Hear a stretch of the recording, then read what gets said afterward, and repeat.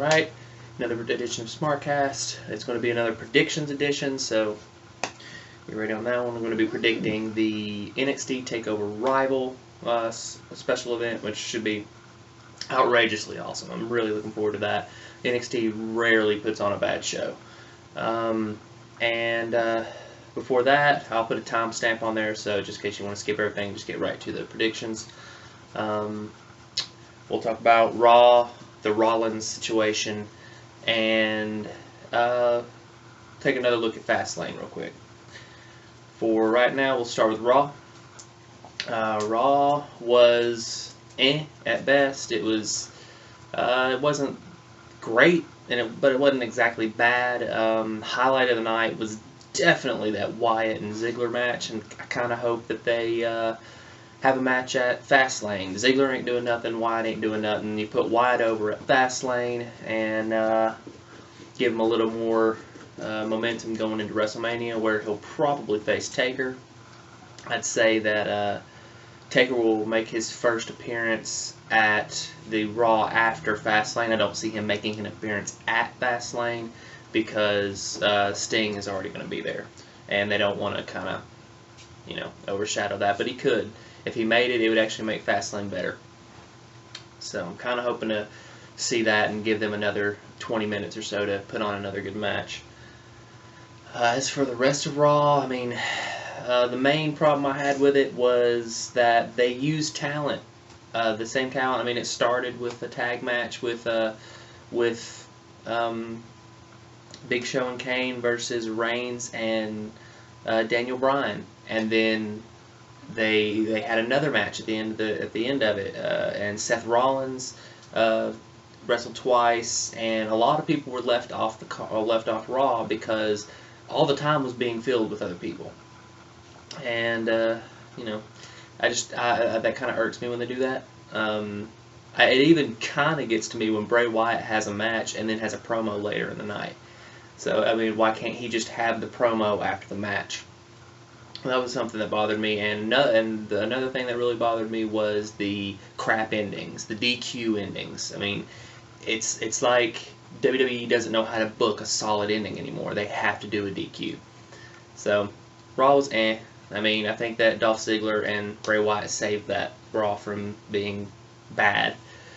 So, but it's alright. And there were a little bit of story progression with Reigns teasing a heel turn and spearing Daniel Bryan and the dissension. They have to put some kind of tension between those two because for some reason WWE just refuses to do it's just a good guy versus a good guy thing like they did back in the old days with Ultimate Warrior and Hogan and Randy Savage. There's always got to be tension there, and you don't actually have to have tension. So, it is what it is. I'm sure it'll get better next week. It usually does. Well, not usually, but sometimes. So, Raw was... It's alright. It does... There was... The main thing about Raw was overshadowed by a controversy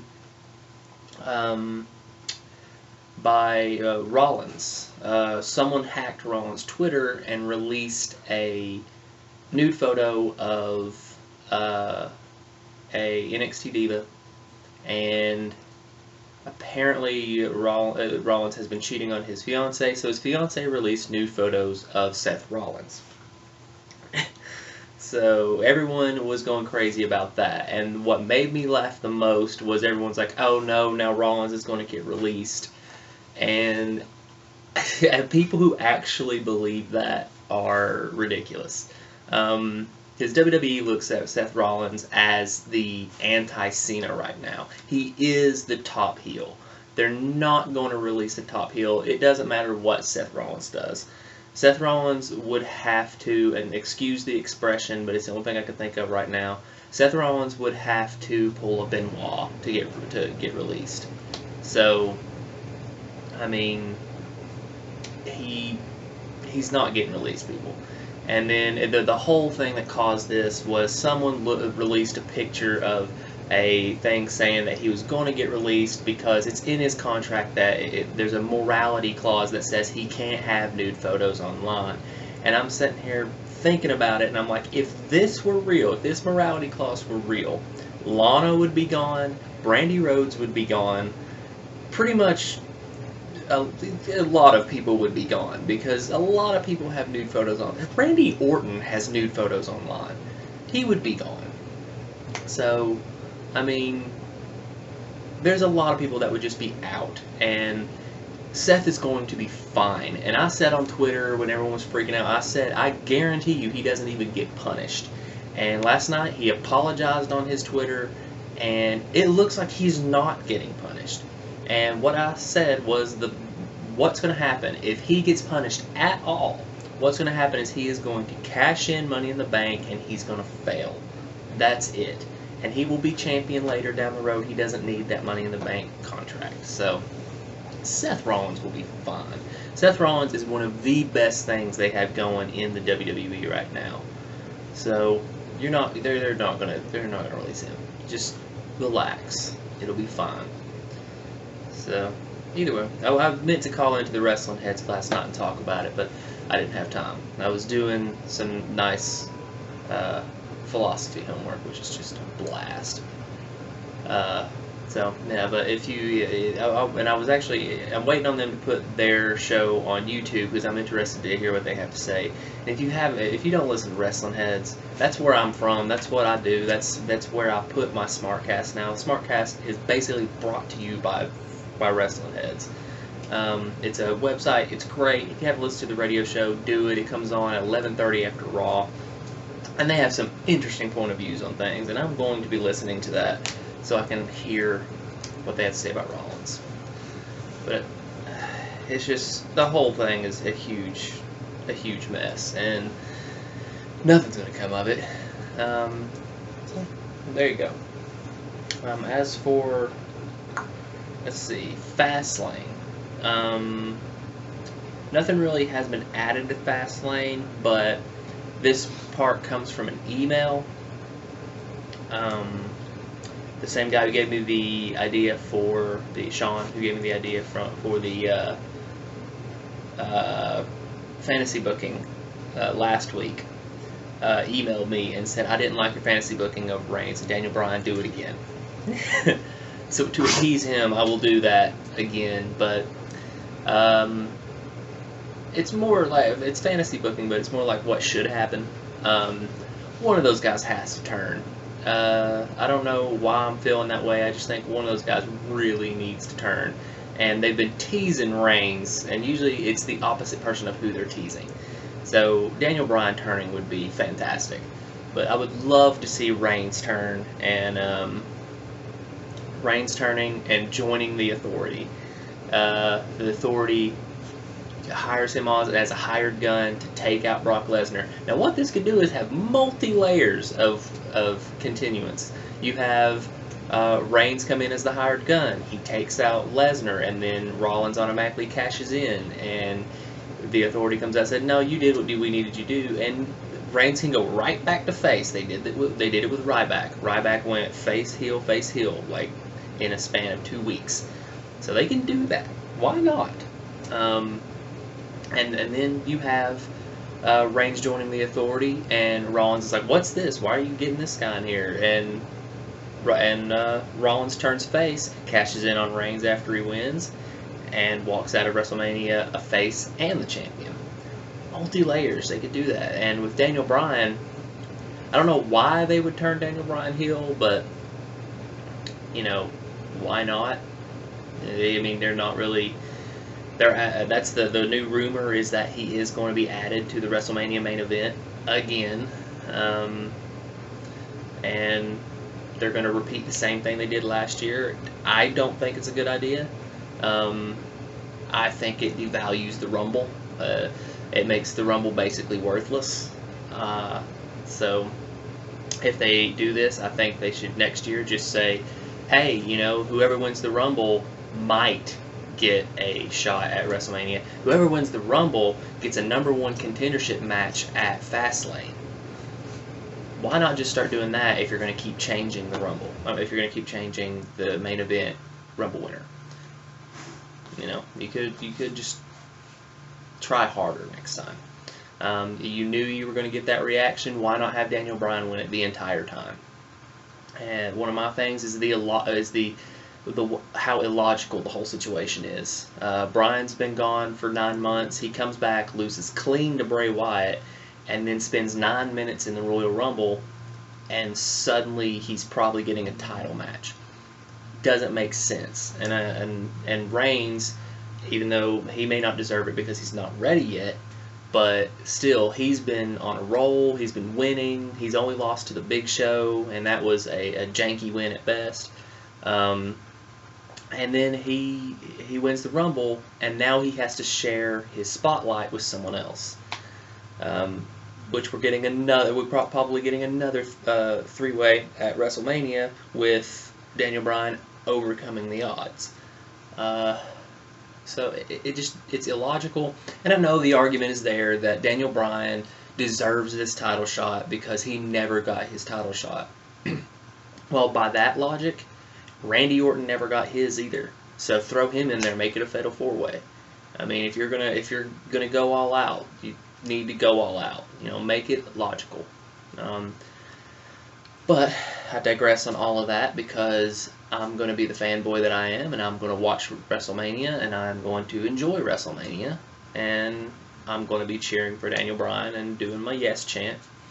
The only outcome I see that would make me the happiest would be Brock Lesnar staying and keeping the championship where he can lose it in a one-on-one match.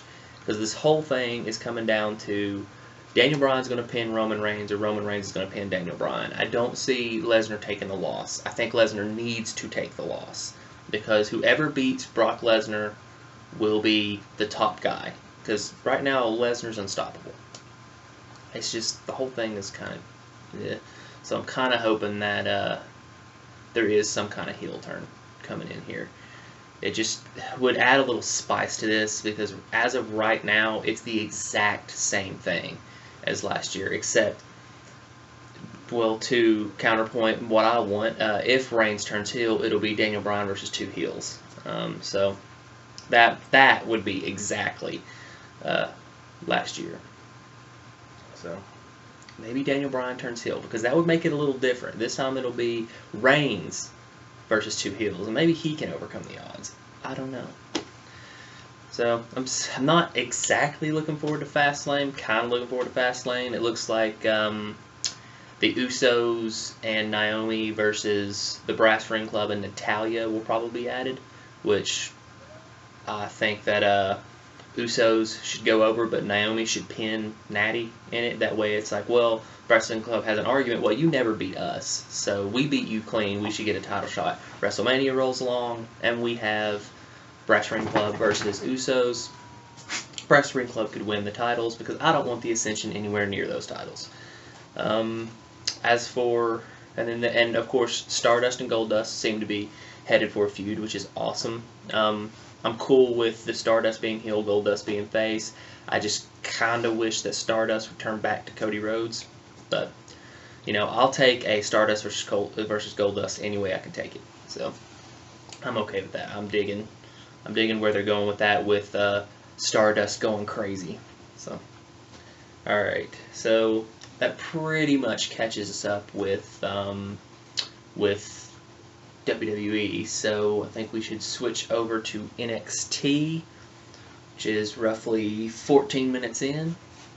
So, NXT Takeover is this Wednesday. Takeover Rival is tomorrow, actually. So I'm giving my predictions a little late, but that's okay. Hopefully enough people will watch, or people will watch after the fact and see what I had to say. There are several matches. I don't know how many of them are exactly announced, but get my handy-dandy notebook here.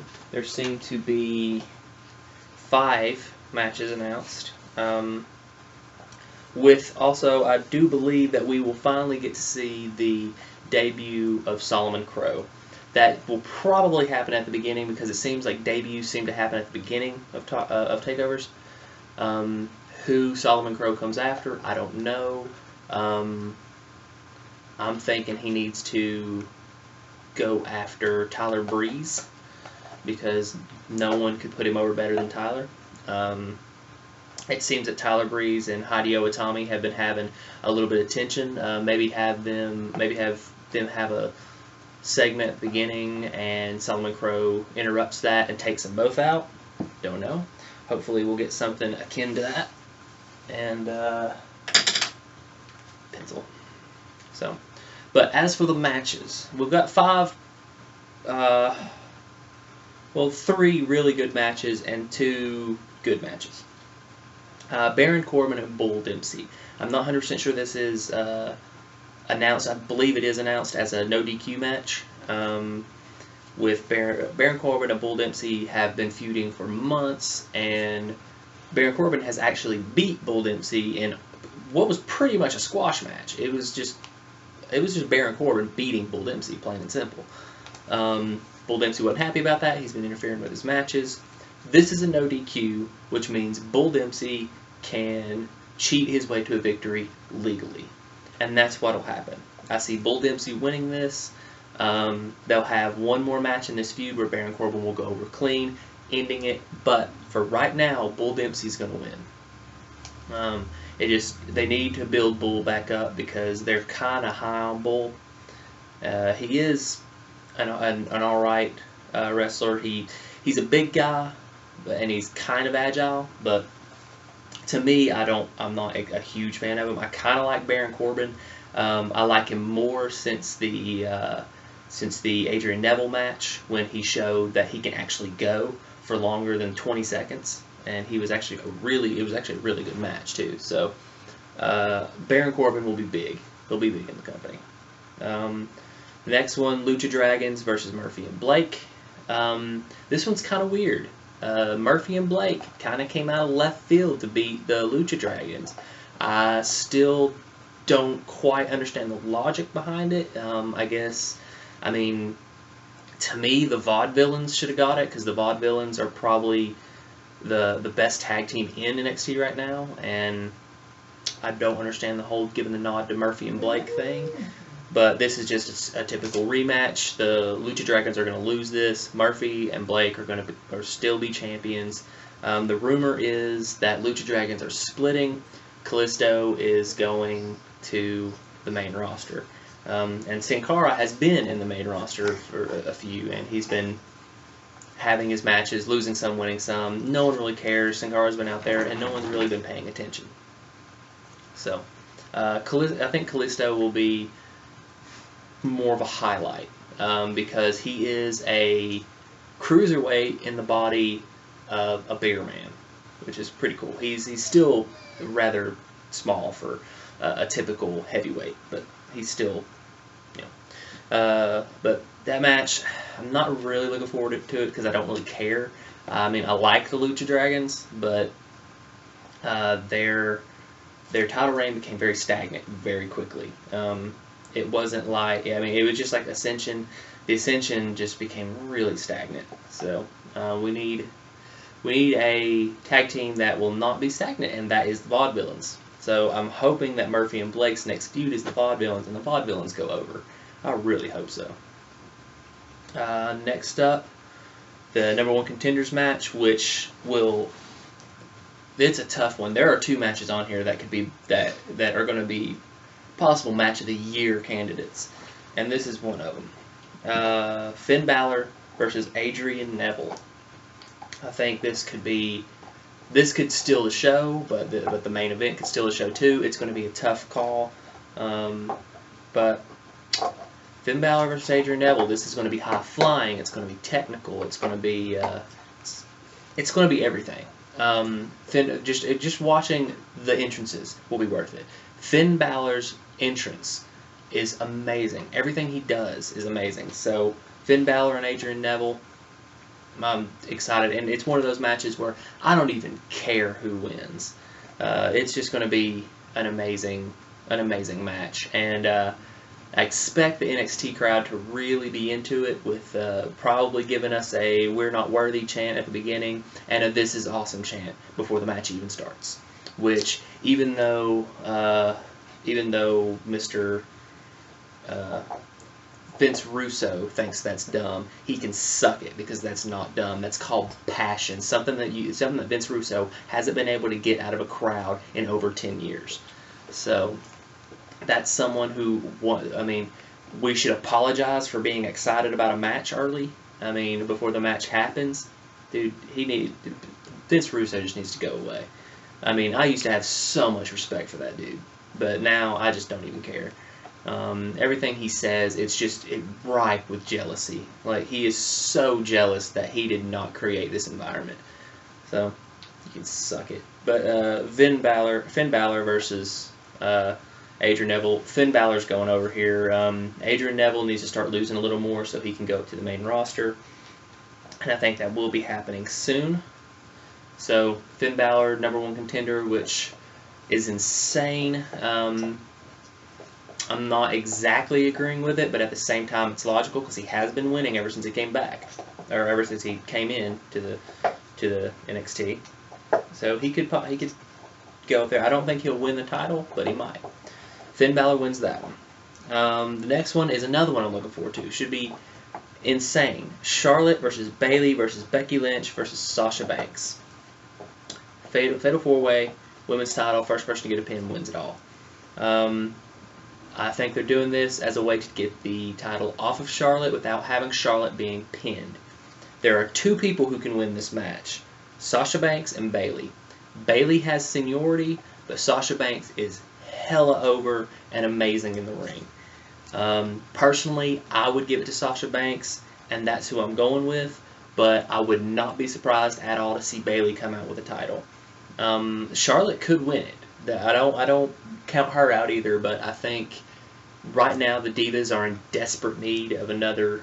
The WWE Divas are in desperate need of another Diva, because I mean, look at what we have in the Divas division right now. We have Paige versus Nikki, #27. It's just they're doing the same feuds over and over and over and over and over.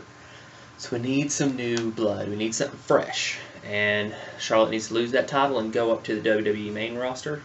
So I'm calling for Sasha Banks to win that. Bayley is over. The problem there is a lot like Emma, where her personality is probably not going to work in the WWE main roster. She's very bubbly, she's very happy, and she likes to hug people. If she went up to the main roster with that persona, she would probably turn into a female Santino. She'd probably be buried under everyone else, a lot like Emma. Emma's thing just doesn't work. Both her and Bayley need to turn heel and establish themselves as serious workers. Then they can go back to maybe doing the whole dance and hugging everybody. But for the record, I love Emma and Bayley. Like, both of them are amazing in the ring, and I actually love their personalities in NXT. WWE is a different animal. It's just like the Ascension. Everyone's like, oh, the Ascension's awesome in NXT. They go up to the main roster and no one gives a crap, because that persona is not going to work in the main roster. It's just like Tyler Breeze. Tyler Breeze is one of my absolute favorites, but that persona is not going to work. It's just the way it is. I think it could work if they turned Ziggler heel and teamed him with Ziggler, and they had two show-off, arrogant people. But it'd be basically like, two model Rick Martels, which is basically what Tyler Breeze is. He's a modern-day Rick Martel. Probably better in the ring, though. Either way, I got off track. Go back to the main event. Insanity, which another one that could be match of the year. I've seen this match, God, it's got to be 20 or 30 times. It's probably more than that. When Kevin Owens was Kevin Steen, he was in a feud with a guy named El Generico, which lasted forever. They would become tag team champions. They would team up. And they would feud again. It was just an epic feud that lasted so long, and now it's spilling over into NXT. El Generico, under the mask, was Sami Zayn. Kevin Steen has become Kevin Owens. So we're going to see this match again, or actually, a lot of people are going to be seeing this match for the first time. But people who are in love with the indies have seen this match a million times before, and this is one of those matches that I could see over and over and over and over, and I don't care. This is one of those exceptions to the rule. Like, I hate seeing the same thing over and over. I want to see something new, stuff like that. This is the exception. Two people who have so much chemistry they could wrestle every day for a year, and I'd still watch it. There's always exceptions to the rule. So, the difference here is this is something new. This is something we're seeing for the first time in NXT, because this is not El Generico versus Kevin Steen. This is Kevin Owens versus Sami Zayn. Both have changed since coming into NXT.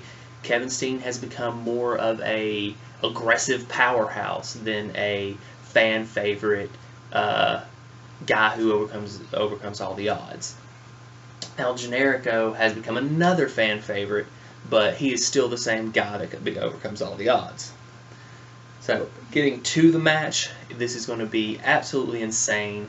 I really wish NXT TakeOver was 3 hours so we could get a solid 30-minute match out of these guys. What we're going to get is a 20-minute match, but I think that's enough. And in the end, Kevin Owens is not winning this belt, mainly because it's not time yet. Kevin Owens has had like 3 matches, and he's got a title shot. So with that, I really disagree, especially when they added the title to the match. I automatically was like, wait a second, that's not right. I liked it better when it was a non-title match, because he really hasn't deserved his title shot. It's just they're playing the he manipulated his way into this title shot, which works. It makes it a little better. But in the end, he didn't really deserve it. So I'm just there because I can't wait to see this match. Tomorrow night, I'm very excited. In the end, Sami Zayn is walking out with that title. Does he win it clean? I don't know. Or does Kevin Owens do something stupid and get disqualified? Which I'm kind of thinking that this may be a no disqualification match. I don't remember. But Sami Zayn's walking out with the title, bottom line. And then we're going to get Sami Zayn versus Finn Balor. And that one's going to be off the charts. Right now, NXT, bottom line, period, bar none, is the greatest thing going on in WWE. Bottom line. Stone Cold said so. Bottom line. NXT is unbeatable right now. Fastlane could pull off an amazing show, and it still would not rival TakeOver, because TakeOver is going to be insane. The difference here is with NXT, less talky, more action, which is what the people want nowadays. I mean, Raw is basically nothing but a 3-hour gab fest. Last night we had like 5 matches in a 3-hour show, which is ridiculous. Less talking. I mean, I know you have to set up matches and stuff, but back in the day, you could do this. And in the 80s and the early 90s, and my favorite era, the New Generation era, with Bret Hart and Shawn Michaels and Diesel and Razor Ramon, you didn't need this kind of so much talking. You did a 2-minute promo and showed a video package, and boom, you had your match. People were excited for it. You didn't have to start out every Raw with a 20-minute talk fest. I mean, it's every now and then it works. Like for example, Raw last night opened up with Reigns, Daniel Bryan, and The Authority. That was roughly 15 minutes, 10 minutes, and I think that's the right amount of time. That was a good segment because it was to the point, it sold the match, and it set the stage for the rest of Raw. What happened afterwards is what destroyed Raw, where it was, oh, well, you lost by DQ, but you're going to get another chance. You're going to fight again, and it's going to be surprise, surprise, a handicap match. We get it. The Authority's the bad guys. They're going to do what they can to gyp the good guys. We get that. You don't have to keep shoving that in our face every week. So the 80s, 90s, back at the New Generation era, they didn't do that. There was no Shawn Michaels making fun of Bret Hart every week. We knew Shawn Michaels did not like Bret Hart. It wasn't needed. So, this is where NXT shines. They give us a promo, a video package, and they move on. Maybe since Triple H runs NXT, maybe he knows that this is what works, because he was in that era. He knew it worked. Anyway, NXT is going to be a great show. I'm excited for it. Hopefully you are. Everyone should be. I mean, Twitter, critics, everyone. It's almost unanimous that NXT is the best thing going in WWE right now, and they're not wrong. It's amazing, and I mean, I know some people dig WWE better than, or won't even give NXT a proper shot. They watch one match and say, "No, I don't want to do it." But you know, those people need to be prepared, because pretty soon, well, not pretty soon, but whenever Vince McMahon steps away and Triple H takes over, that is what WWE is going to become. It's going to become NXT, and it's going to be better, and it's going to be awesome. Hopefully they'll take Raw down to 2 hours. Ugh, this 3-hour Raw is killing me. Anyway, you've got my predictions, and everything else. My opinion on all that matters. Seth Rollins, Raw, Fastlane. Hopefully Fastlane will be a good show. It has definite potential. Daniel Bryan, Roman Reigns has potential, believe it or not, to be a stellar match. If we get Ziggler and Wyatt, stellar match. So keep an eye. Oh, Bad News Barrett and Ambrose, another match that could be great. So Fastlane has potential. Don't get discouraged. Don't say you're not going to watch it, because you are. And Takeover, I don't even have to say anything else. That's going to be off the charts awesome. So anyway, this is the SmarkCast. Thanks for watching.